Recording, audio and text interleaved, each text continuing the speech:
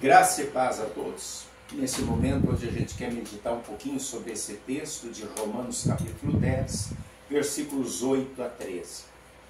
Do que se trata? Se trata daquilo que se pedia na antiga aliança e daquilo que se pede na nova aliança.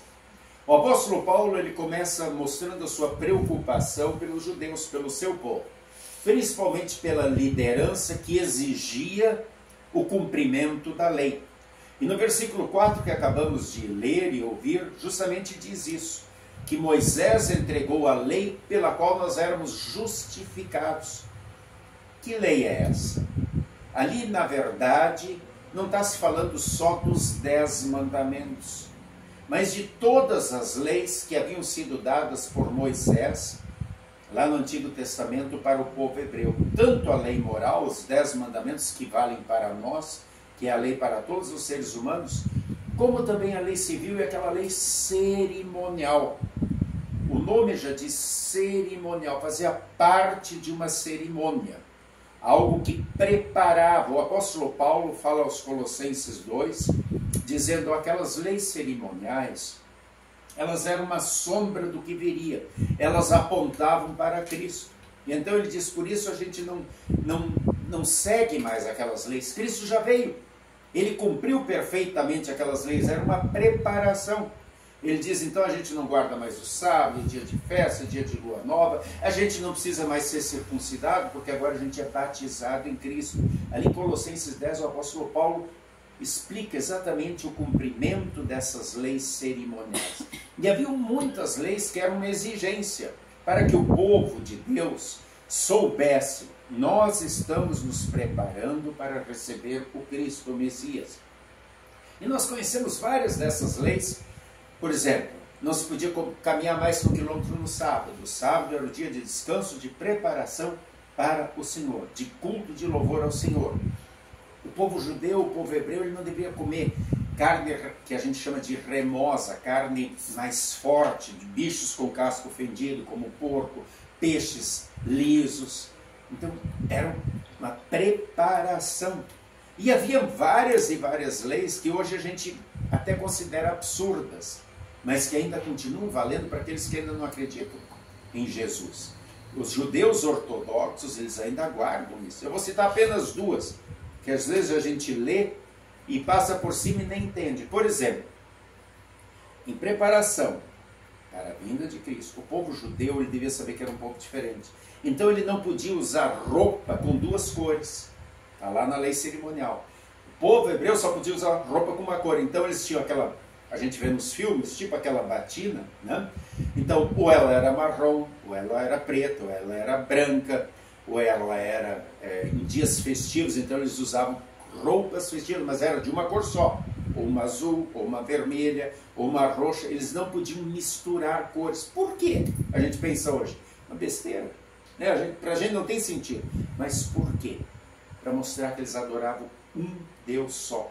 E os povos que tinham vários ídolos, eles usavam roupas coloridas, simbolizando o que? A diversidade. Eles podiam adorar qualquer ídolo, vários deuses, e o povo de Deus não. Ele tem uma cor só, ele tem um Deus só. Então, era um simbolismo que havia no Antigo Testamento.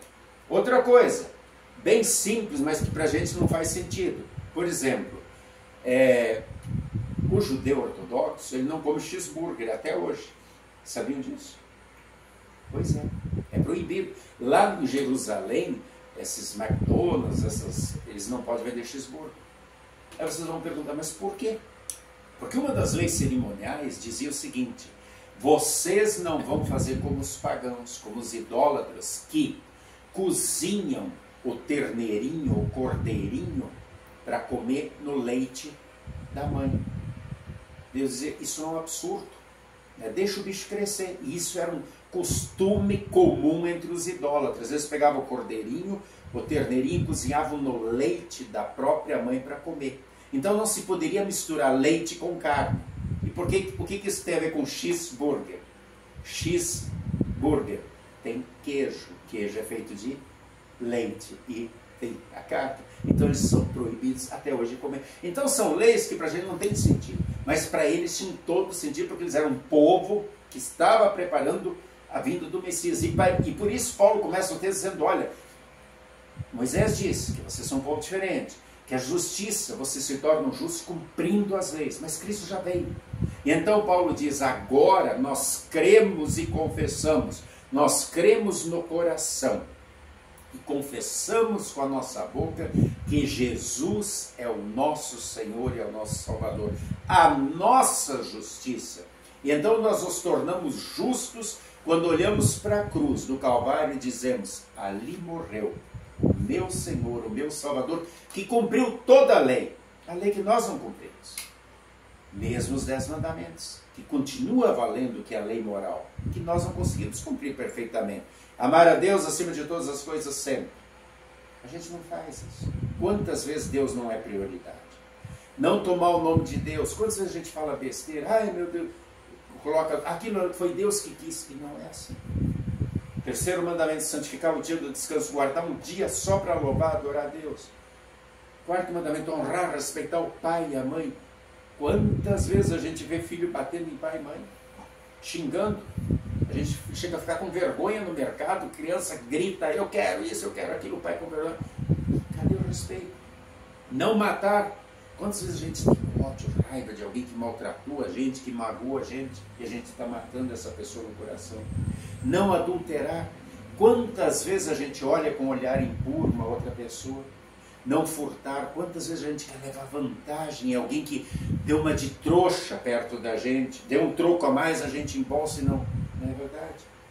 Não mentir, não fazer fofoca. Quantas vezes a gente está contando alguma coisa que não precisava contar para denegrir a imagem de alguém?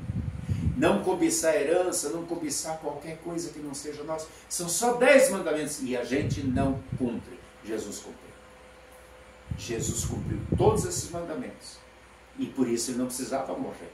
Porque a Bíblia diz que o salário do pecado, o pagamento para quem fez o pecado é a morte. Então cada um de vocês deveríamos morrer no inferno. Jesus não precisava morrer, porque ele é santo, perfeito e cumpriu a lei. Então quando ele se joga na cruz, quando ele morre na cruz, ele diz, eu vim para isso, para morrer por vocês. Então quando eu olho com fé e digo, ali é o meu Senhor e Salvador, é como se eu tivesse lá pregado. E então eu recebo perdão de todos os meus pecados.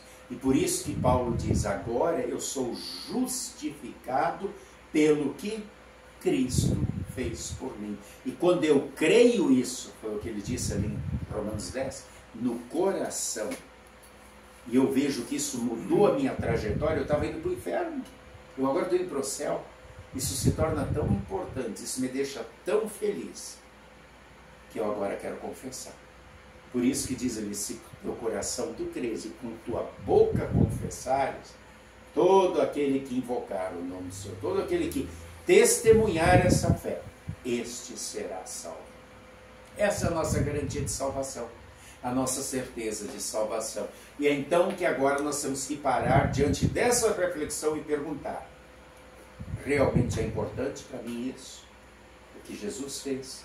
Realmente é importante eu não precisar mais ficar cumprindo leis, cuidando com a roupa, cuidando com isso, cuidando com aquilo, porque Jesus já fez tudo que precisava ser feito? É importante eu saber que eu vou para o céu? É, com certeza. Agora eu testemunho, eu falo disso para as outras pessoas com alegria. A gente discute tanta coisa, moda, novela, TikTok, futebol, política, e a gente fala com o mesmo entusiasmo sobre a fé que a gente tem. Tem tanta gente que ainda não crê. Tem tanta gente que ainda vive no pecado. Tem tanta gente que ainda não faz parte dessa nova aliança que Jesus fez. E a gente, não vou tocar em religião, porque a pessoa pode ficar melindrada, pode ficar... Ela está indo para o inferno. E isso não importa para mim? Mas eu não posso forçar. Claro que não. Mas sempre dê teu testemunho. Sempre fala. Porque é através do falar, é através da palavra de Deus que o Espírito Santo atua. E nós só estamos aqui hoje porque alguém falou com a gente. Alguém convidou a gente para estar aqui. Alguém que julga importante que a gente também um dia esteja no céu. Num lugar onde não vai mais ter choro, nem lágrima, nada de errado, porque lá o pecado não vai existir mais. enquanto estivermos aqui, vamos passar por dificuldades, porque o pecado reina. Enquanto estivermos aqui, vamos passar por problemas como todo mundo passa, com a única diferença: Cristo está ao nosso lado. E Ele vai nos ajudar a superar todas as dificuldades dia a dia. E o diabo não descansa. Vocês viram no texto de Lucas, ele tentando o próprio Jesus. Tentando Jesus. E qual era a questão que ele colocou nas 3 tentações? Se és filho de Deus, por que isso está acontecendo contigo? Está passando fome. Se és filho de Deus, isso o diabo diz para a gente, que a gente é cristão, a gente é filho de Deus. Ele diz: poxa, se tu é filho de Deus, por que tu está desempregado? Se tu é filho de Deus, por que tu está doente? Se tu é filho de Deus, por que tu se acidentou? Se tu é filho de Deus, por que tu não passou no concurso? Se tu é filho de Deus, por que o teu irmão, tua irmã não gostam de você, você vive brigando? Se tu é filho de Deus, por que teu marido, tua esposa te traiu? Se tu é filho de Deus, por que as coisas erradas acontecem? É a mesma tentação. É a mesma tentação. Ele quer colocar dúvida na gente de que Deus está conosco. E a resposta que a gente deve dar é a mesma que Jesus. Está escrito. Está escrito. O que está escrito? Eu sou filho de Deus. Eu sou alguém que foi perdoado e salvo, mas eu sei que aqui não é o céu. Que enquanto eu estiver aqui, as coisas ruins vão acontecer comigo, como acontece com as outras pessoas. Mas só que eu tenho Deus ao meu lado. Ele é o meu refúgio. Ele é a minha fortaleza. E como diz o Salmo 91 que acabamos de ler, enquanto 1000 caem de um lado, 10.000 à direita, Deus me ergue, Deus me levante, Deus me conduz, ainda que seja pelo vale escuro da sombra da morte, até aquele dia, aonde então sim, como filho de Deus, eu vou morar na morada celeste, e nada mais de errado vai acontecer, porque lá eu serei santo e perfeito, como Deus também é.